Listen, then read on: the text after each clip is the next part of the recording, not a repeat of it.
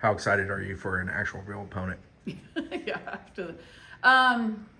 yeah, I mean, I think that there's a couple different phases in your season, and the fall phase is just learning and growing, getting to know each other. Then the January phase is, kind of wiping the dust off from the holiday breaks and getting it going. And then it's the February phase that you really want to get that idea of what your freshmen are all about in moments and what your upperclassmen leadership's about. So I think that's what I'm excited for, is the next level for us right now is, let's see what we're like against a different team in a different color uniform, and then we can make some adjustments there. So really excited for that next level. You excited about what the freshman group seems capable of? Yep, for sure. They're a very outgoing group, and I haven't really put my thumb on it yet. Is it because our upperclassmen have made them feel so comfortable, or are they just a really outgoing group? So we're going to see when, the heat starts going a little bit in some of these games to see how we respond to it. And I think that's where the next step of growth is for us. But yeah, they're very talented and they're all in. I mean, this group has been great all in. So, so excited to see, they can meet their moment and see what that's all about. To have the tournament start Thursday and run through Sunday, and you have FAMU here as well. Mm-hmm. How big is that just to, for softball to have this tournament continue? Yeah, I think, just first the Joanne Graff Classic, it's just really cool to be able to kick off at home, but kick off with a familiar name, as part of your tournament, and she'll throw out the first pitch. And, we've been really lucky to build a relationship with her and share and those parts of our family atmosphere. So excited for that. I think that we have a really tough, Charlotte's a tough squad. Texas Tech's going to be a tough squad coming in.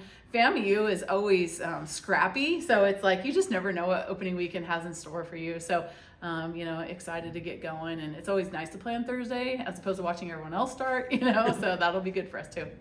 Right. I know you don't often have a power conference team like Texas Tech in these, especially the opening weekend. How nice will we have Craig back here?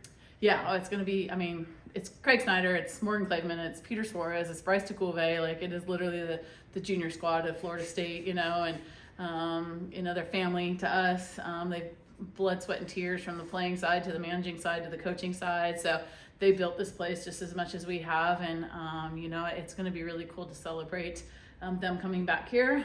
Just excited for that part of it. But, he's done a great job. They swing it. He's done a really good job on the offensive side for them. So, you put the friendship and then you go compete at that point afterwards. So it's going to bring a lot of opportunity for us to be better. How cool is that, you have multiple hosts, because I think they play doubleheader at FAMU. Yeah. How cool is that multiple hosts for this tournament? Yeah, I think, it's something that you see a lot happening across the country right now as teams are within we're super close, which is great, but there's some teams within, probably an hour of each other, hosting.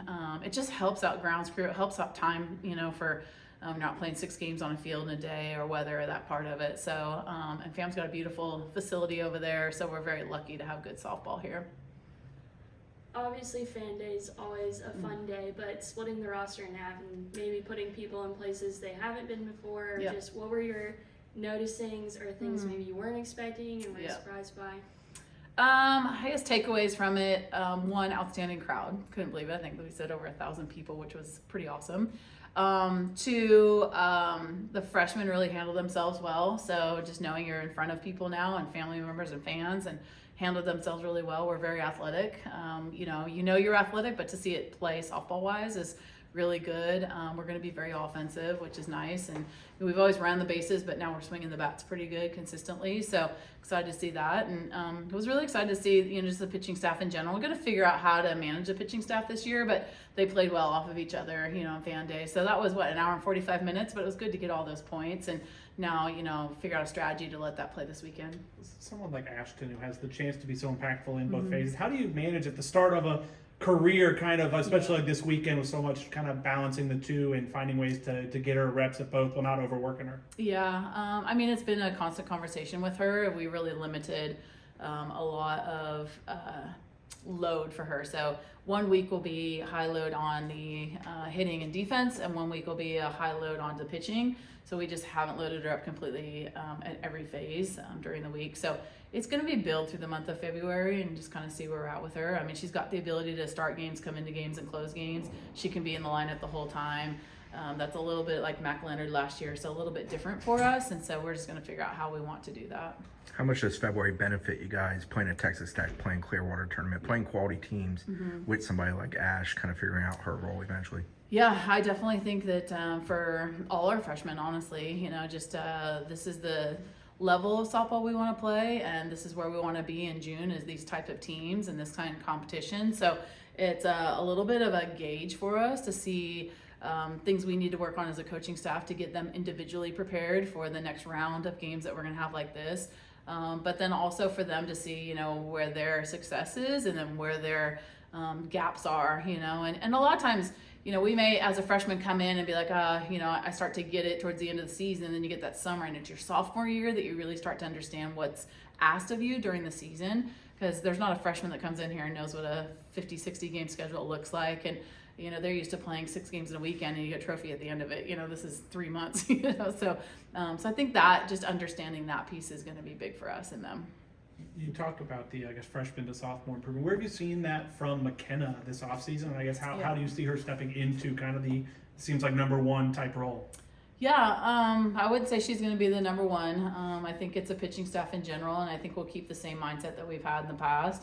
I think when you look at Kat, she was into her senior year, and she had accumulated her plus 180 to 200 innings, and so as a sophomore, it takes time to build. So I'm not really looking to put the load on her right yet on that side of it. So, but yeah, she totally understands what her February is like, when she's going down new to some teams, to playing 3-game series against Clemson's and Dukes and those teams, to what postseason looked like. So she went, back and really like, how can I be stronger? How can I be better? A lot of it has to do with the off-season weight room, and she's done a really good job of that part of it. So, but yeah, no, I think our pitching staff's going to be just a bit more of the strategy side. And that's what we were able to get that last season because we had older pitchers that have been in it for a while. We're still young with McKenna, and so I'm excited to see her growth.